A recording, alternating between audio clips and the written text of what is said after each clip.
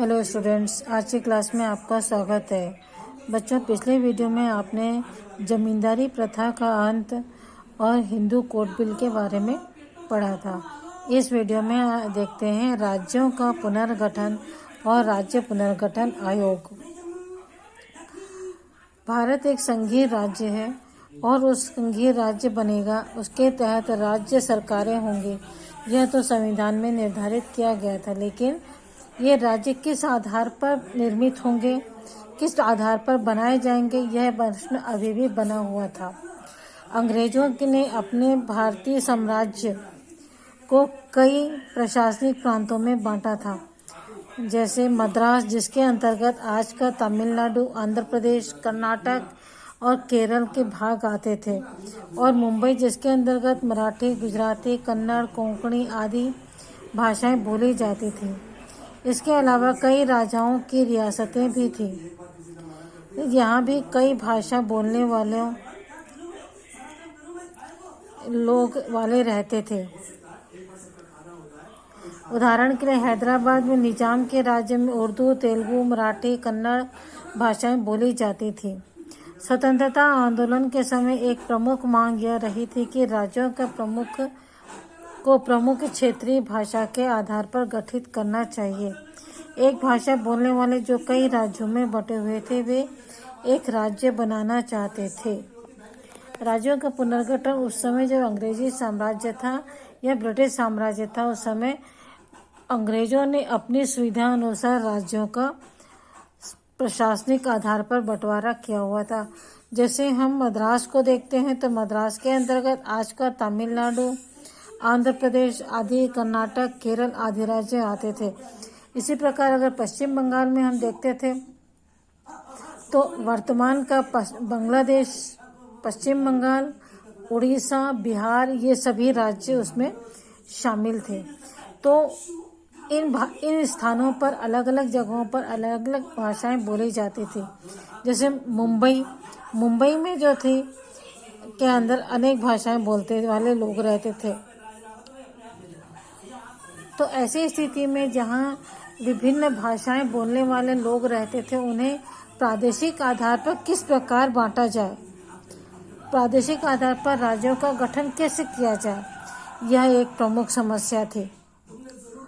जैसे हैदराबाद में निजाम के राज्य में उर्दू भी बोलते थे, तेलुगु, मराठी, कन्नड़ सभी भाषाएं बोली जाती थी। तो इस प्रकार की क्षेत्रीय भाषाओं के आधार पर प्रदेशों को बांटना उस समय मुश्किल कार्य लग रहा था, और यह हमारे संविधान निर्माताओं के द्वारा और उस समय के तत्कालीन जो नेता थे, वे भी चाहते थे कि राज्यों का जो पुनर्गठन हो वह भाषा के आधार पर ही हो, और उन्हें भाषा के आधार पर राज्य बनाना चाहते थे। 1917 से ही कांग्रेस पार्टी ने इस मुद्दे पर अपनी प्रतिबद्धता जाहिर कर दी थी कि आज़ादी मिलने के बाद भाषाई आधार पर ही राज्यों का पुनर्गठन किया जाएगा। कांग्रेस की अपनी क्षेत्रीय इकाइयां भी भाषाई आधार पर गठित हुई थी, लेकिन स्वतंत्रता प्राप्ति के समय कांग्रेस नेताओं की सबसे प्रमुख चिंता देश को एक बनाए रखने की थी, क्योंकि उस समय देश धर्म के आधार पर विभाजित हो रहा था, विभाजन से गुजर रहा था। उनको यह लगा कि इस समय देश में एकता की भावना की जरूरत है, न कि भाषा के आधार पर राज्यों का आधार पर आपसी वैमनस्य हो, यानी शत्रुता हो। वे इस सवाल पर को कुछ समय के लिए टालना चाहते थे, क्योंकि उन्हें लगता था कि इस विभाजनकारी ताकतें मजबूत होंगी और एक एक करके देश के क्षेत्रीय प्रशासनिक इकाइयों में बढ़ जाएगा, जिनके बीच तालमेल बिठाना काफी मुश्किल काम होगा। 1917 में जब प्रथम विश्व युद्ध चल रहा था, तभी हमारे देश के नेताओं ने यह तय कर लिया था कि हमारे देश स्वतंत्रता के पश्चात जो हमारा देश है वह क्षेत्रीय आधार पर अर्थात जातीय आधार पर ही राज्यों का विभाजन किया जाएगा। और जब देश स्वतंत्र हुआ उस समय की परिस्थितियां थोड़ी सी अलग थी, क्योंकि पहले ही देश जो है हमारा भारत जातीय धर्म और धर्म के आधार पर उसका विभाजन हो चुका था, भारत और पाकिस्तान के रूप में। और यदि पुनः हम क्षेत्रीय और भाषा के आधार पर राज्यों का पुनर्गठन भी करते तब क्या होता? हो सकता था कि देश जो है छोटी छोटी क्षेत्रीय और जातीय इकाइयों में विभाजित हो जाता, और यह स्थिति देश की एकता और अखंडता के लिए चिंताजनक होती। और ऐसी स्थिति में दो क्षेत्रीय भाषाओं के बीच में वैमनस्य और शत्रुता की भावना उत्पन्न हो सकती थी, देश की एकता को खतरा हो सकता था। इस कारण जो स्वाधीनता के समय हमारे देश के नेता इस समस्या को कुछ समय के लिए टालना चाहते थे, क्योंकि उन्हें लगता था कि इसके विभाजनकारी ताकतें जो हैं मजबूत होगी, और जो विभाजनकारी लोग हैं जो विभाजन और भारत को बांटना चाहते हैं, तोड़ना चाहते हैं, वे शक्तिशाली होंगे। इस कारण वे इस समस्या को उस समय टालना चाहते थे।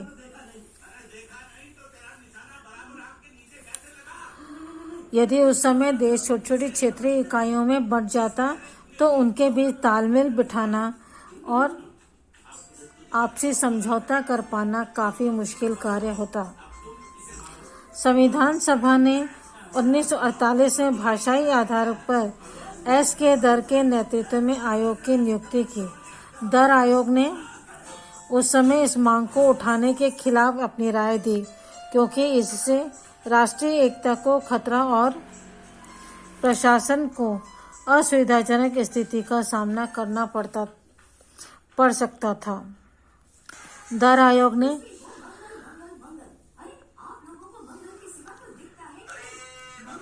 इस समय भाषाई आधार पर राज्यों का विभाजन करना दर आयोग ने उस समय इस समस्या को उठाने के खिलाफ अपनी राय दी, और उन्होंने कहा कि इससे राष्ट्रीय एकता को खतरा उत्पन्न हो सकता है और प्रशासन में भी असुविधाजनक स्थिति उत्पन्न हो सकती है। लेकिन देश में विभिन्न इलाकों में भाषाई आधार पर राज्यों को स्थापित करने के लिए प्रदर्शन होने लगे और व्यापक जन आंदोलन होने लगे। इनमें प्रमुख थे महाराष्ट्र और आंध्र प्रदेश में व्यापक जन आंदोलन चलने लगे। इस समय यहाँ पर 1952 में तेलुगु भाषी और स्वतंत्रता सेनानी पोट्टी श्री रामुलु ने आंध्र प्रदेश में जातीय आधार पर विभाजन करने के लिए या जातीय आधार पर राज्य पुनर्गठित करने के लिए उन्होंने आमरण अनशन किया और 58 दिनों तक वे लगातार अनशन पर बैठे रहे, भूख हड़ताल पर बैठे रहे और 58 दिनों के पश्चात उनकी मृत्यु हो गई। ऐसी स्थिति में आंध्र प्रदेश में हिंसा भड़क उठी और न चाहते हुए भी सरकार को उनकी मांग माननी पड़ी, और इस प्रकार प्रतिक्रिया के रूप में तेलुगु भाषी इलाकों में हिंसा के परिणाम स्वरूप अंततः केंद्र सरकार को झुकना पड़ा और आंध्र प्रदेश यहाँ पर एक अलग राज्य स्थापित हुआ। 1953 में अक्टूबर में आंध्र प्रदेश को अस्तित्व में आया था, यह एक अलग राज्य की स्थापना हुई। इसके साथ ही मद्रास प्रांत का शेष इलाका तमिल भाषी राज्य बन गया और एक अलग राज्य के गठन के रूप में आंध्र प्रदेश की सफलता ने अन्य समूहों को ज़्यादा पुरजोर तरीके से अपनी मांगों को रखने में सफलता प्राप्त की। अंततः केंद्र को झुकना पड़ा और उन्होंने एक राज्य पुनर्गठन आयोग की स्थापना की। भाषा के आधार पर राज्य बनाने की कई कठिनाइयाँ थी। वे राज्य भाषा के आधार पर तो बनाना चाहते थे, लेकिन उसमें कई कठिनाइयाँ भी थी। क्या कठिनाइयाँ यह थी कि यह कोई भी निश्चित तौर पे नहीं कह सकता था कि कोई भी भाषा किस क्षेत्र से किस क्षेत्र तक बोली जाती है। इसके साथ साथ अल्पसंख्यकों की भी समस्याएं थी। जैसे बंगाल में अगर मराठी बोलने वाले हैं तो अल्पसंख्यक कहलाएंगे, और महाराष्ट्र में बंगाली बोलने वाले अल्पसंख्यक कहलाएंगे। इस प्रकार इन अल्पसंख्यक लोगों की भी कुछ समस्याएं थी, परंतु इन समस्याओं को देखते हुए राज्य ने क्षेत्रीय आधार पर या जातीय आधार पर विभाजन या राज्यों का स्थापना नहीं करना चाहती थी। मद्रास आज का चेन्नई व बम्बई आज का मुंबई जैसे शहर जिसमें कई भाषा बोलने वाले लोग रहते थे और दूर दराज के उद्योगपति भी यहाँ पर आकर अपना निवेश करके उद्योग व्यापार कर रहे थे। इन महानगरों को क्या किया जाए, इन महानगरों को किस प्रकार राज्य के रूप में बदला जाए या इन्हें नगर राज्यों का दर्जा दिया जाए, आदि अनेक बातें जो थी उसमें समस्याएं आ रही थी। इसके अलावा बहुत बड़े क्षेत्र में कहने के लिए तो लोग हिंदी बोलते थे, मगर वास्तव में वे लोग छत्तीसगढ़ी, बुंदेली, भोजपुरी, अवधी, हरियाणवी, मारवाड़ी आदि अनेक भाषाएं बोलते थे। ऐसी स्थिति में यहाँ पर जातीय आधार पर विभाजन करने में अनेक कठिनाइयों का सामना करना पड़ रहा था।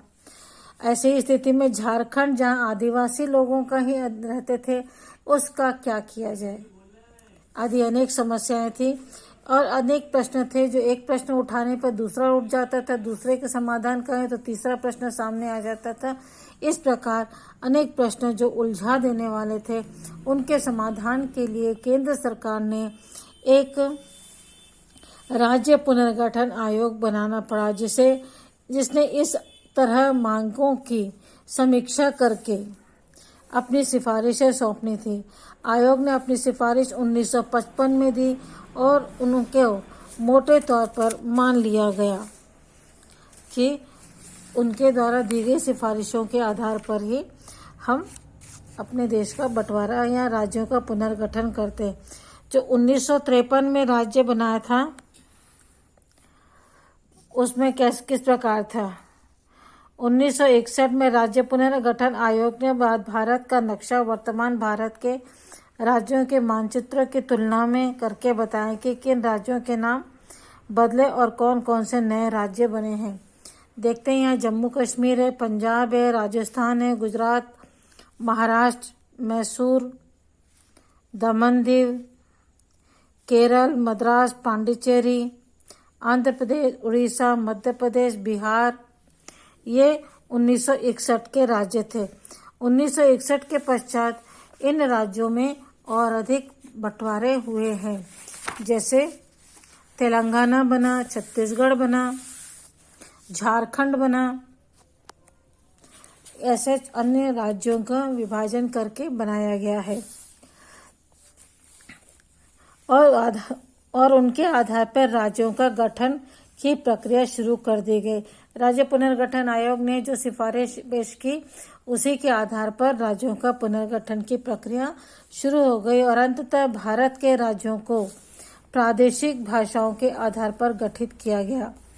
कांग्रेस के राष्ट्रवादी नेताओं को की चिंता के विपरीत भाषाई आधार पर राज्य बनने से भारत का विघटन नहीं हुआ, बल्कि राष्ट्रीय एकता को बल मिला, क्योंकि विभिन्न भाषा बोलने वालों ने देश में अपने लिए एक सम्मानजनक जगह पाई और अपनी भाषा व संस्कृतियों को विकसित करने का मौका पाया। हमारे कांग्रेस के नेताओं को इस बात की चिंता थी कि भारत को यदि हमने भाषाई आधार पर विभाजित किया तो देश जो है टूट जाएगा और विभिन्न क्षेत्रीय भाषाओं के बीच में तालमेल बिठाना और उनमें वैमनस्य अर्थात शत्रुता की भावना आएगी, एकता और अखंडता को खतरा पहुंचेगा। उनकी यह सारी चिंताएं जो थी बेबुनियाद साबित हुई, बल्कि भाषाई आधार पर स्थापित होने से राज्यों को उन्हें अपनी संस्कृति और भाषा का प्रचार प्रसार और विस्तार करने का मौका मिला। इससे देश की एकता और अखंडता को और अधिक बल मिला। इस प्रकार राज्य पुनर्गठन आयोग के द्वारा स्थापित की सिफारिशों के द्वारा भारत में जाति आधार पर समाज का राज्यों का विभाजन किया गया। बच्चों, इस वीडियो में इतने, इसके आगे अगले वीडियो में देखेंगे। Okay, bye.